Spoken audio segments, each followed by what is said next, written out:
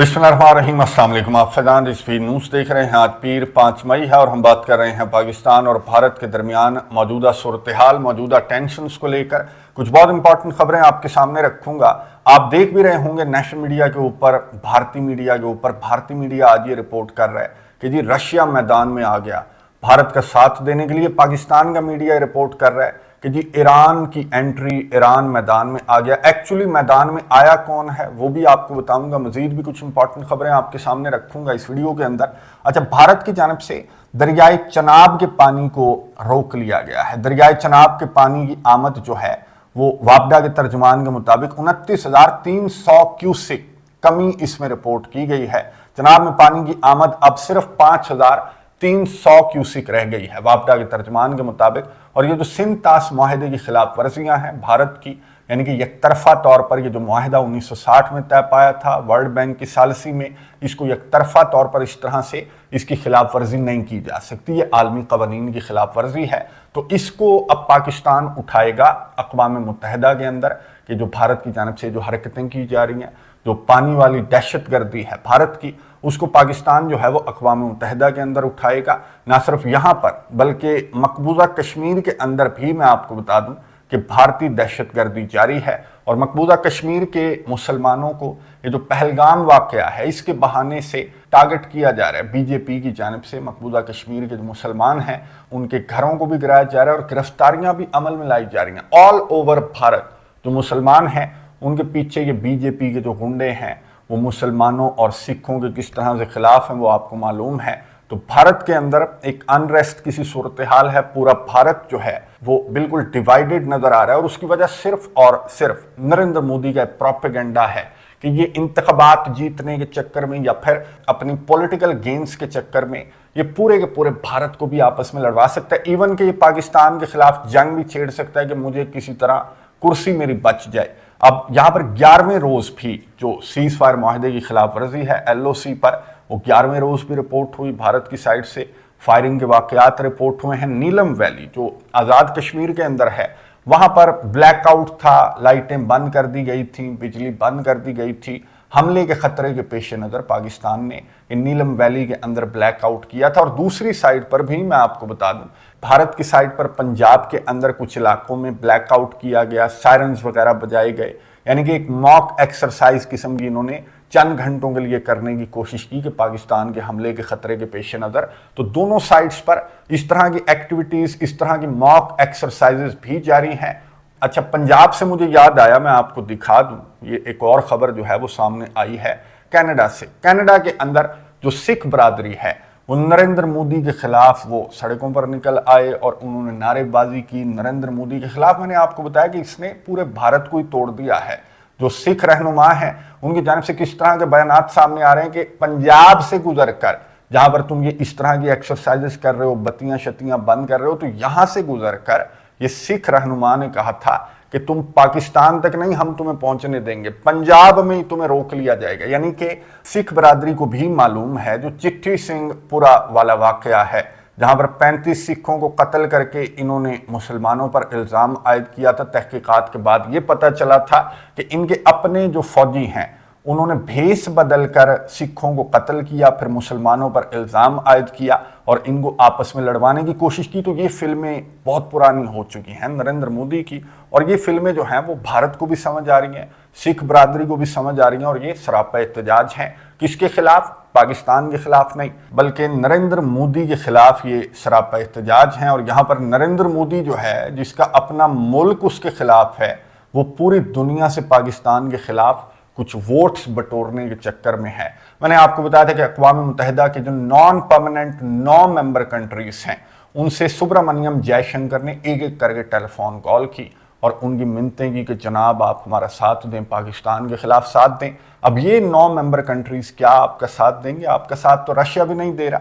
अब रशिया के हवाले से अगर आप आज इंटरनेशनल मीडिया निकाल कर देखें, भारतीय मीडिया निकाल कर देखें, इंटरनेशनल मीडिया तो छोड़ दें, भारतीय मीडिया को एक खबर मिल गई है कि पुतिन ने कॉल कर दी, मोदी को पुतिन ने कॉल कर दी और रशिया जो है वो इंडिया के साथ आकर खड़ा हो गया फाइनली। यानी कि इतने दिन के बाद व्लादिमीर पुतिन ने नरेंद्र मोदी को कॉल करके, मैं आपको बता दूं कहा क्या, अफसोस का इजहार किया और ये कहा कि वॉर ऑन टेरर में رشیا جو ہے وہ بھارت کے ساتھ کھڑا ہے، امریکہ بھی ساتھ کھڑا ہے، پاکستان بھی ساتھ کھڑا ہے، اور پوری دنیا دہشت گردی کے خلاف تو پاکستان کی قربانیاں سب سے زیادہ ہیں۔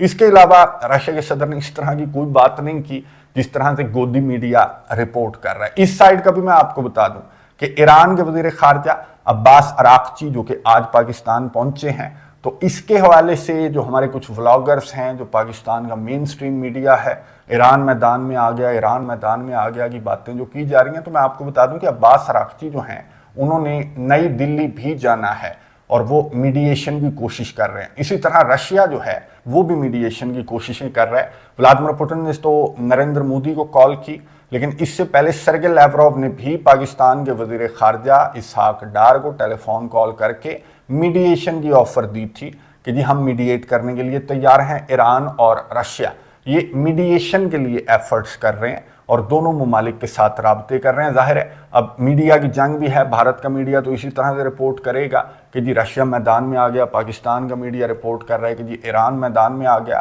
ایکچولی میں آپ کو بتا دوں، بلکہ میں آپ کو دکھا دوں کہ میدان میں ایکچولی پریکٹیکلی آیا کون ہے۔ ترکیہ میدان میں آیا ہے پاکستان کا ساتھ دینے کے لیے۔ ترکیہ کا بیٹل شپ آج کراچی پہنچا اور یہ 7 مئی تک یہ بیٹل شپ جو ہے وہ کراچی رہے گا۔ یہ ہوتا ہے میدان میں آنا۔ اس سے قبل میں آپ کو بتا دوں کہ ترکیہ کا C-130 طیارہ اسلحے سے بھرا C-130 طیارہ رپورٹڈلی یہ بھی کراچی پہنچا تھا اس بیٹل شپ سے پہلے۔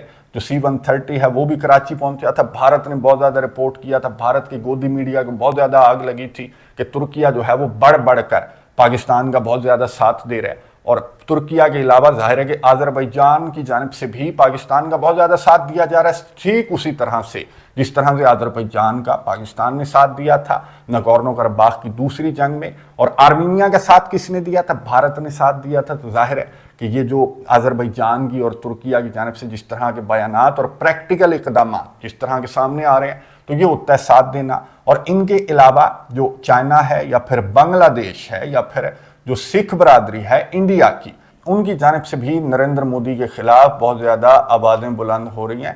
تو پاکستان سفارتی میدان کے اندر بھی پاکستان کی پوزیشن جو ہے وہ بہت زیادہ مضبوط نظر آ رہی ہے۔ اب گودی میڈیا جتنا مرضی ٹویسٹ کر کے رپورٹ کرنے کی کوشش کرے، لیکن ریالٹی یہ ہے کہ کیا امریکہ، کیا اقوام متحدہ سلامتی کونسل، چائنا، بنگلہ دیش، ترکیہ، آذربائیجان، ملائیشیا جیسے دیگر کنٹریز کی جانب سے بھی جو موقف سامنے آ رہا ہے، یا تو وہ تحقیقات کا مطالبہ کر رہے ہیں یا پھر وہ میڈیشن کی آفر دے رہے ہیں رشیا اور ایران کی طرح۔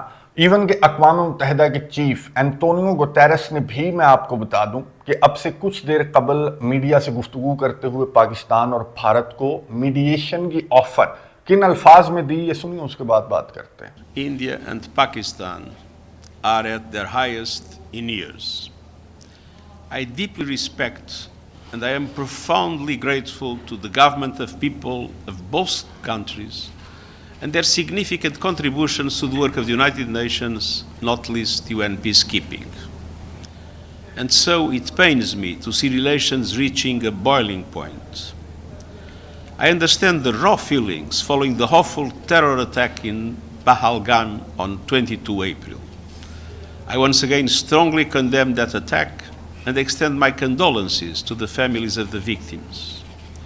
Targeting civilians is unacceptable, and those responsible must be brought to justice through credible lawful means. It is also essential, especially at this critical hour, to avoid a military confrontation that could easily spin out of control. Now is the time for maximum restraint and stepping back from the brink. That has been my message in my ongoing outreach with both countries. Make no mistake, a military solution is no solution. And I offer my good offices to both governments in the service of peace. The United Nations stands ready to support any initiative that promotes de-escalation, diplomacy, and the renewed commitment to peace.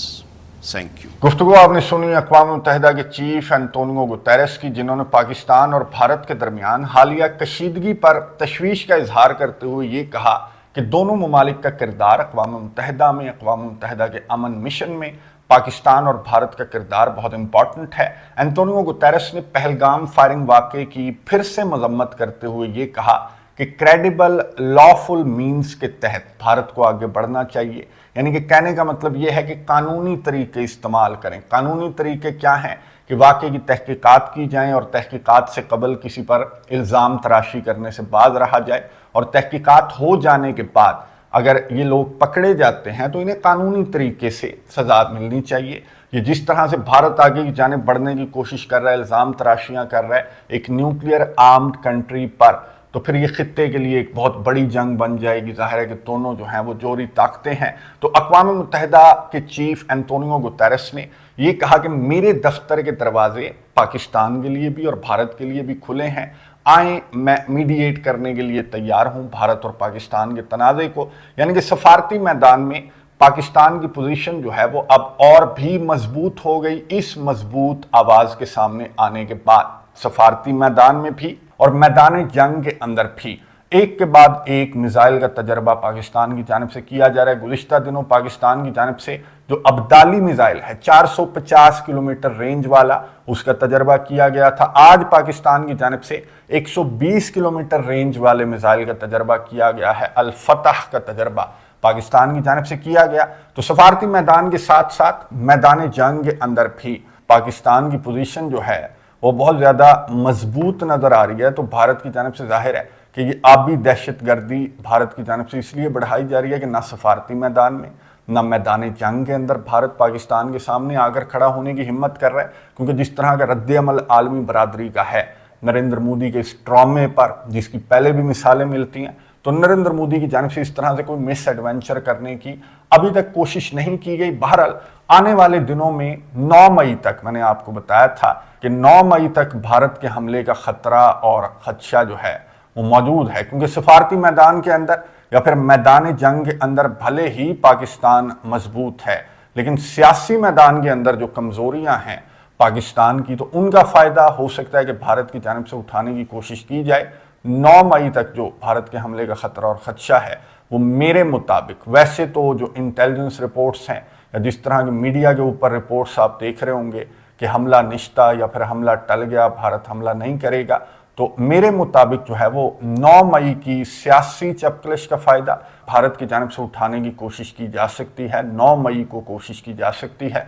और जिस तरह की बातें नरेंद्र मोदी ने की थी, जिस तरह के भड़काऊ भाषण दिए हैं, जिस तरह से इल्ज़ाम तराशियाँ की हैं, तो अब इसकी जानिब से जो इसके सपोर्टर्स हैं, जो बीजेपी के गुंडे हैं, तो वो इंतज़ार कर रहे हैं कि एटलीस्ट इसकी जानिब से एक कव्वा तो मारा जाएगा या फिर एक कप चाय तो कोई पायलट पी ले तो इन्हें सुकून मिलेगा। नज़र रखेंगे कमेंट्स बॉक्स में, अपनी राय का इजहार ज़रूर कीजिएगा। अगली वीडियो तक के लिए इजाज़त दीजिए। अल्लाह हाफिज़।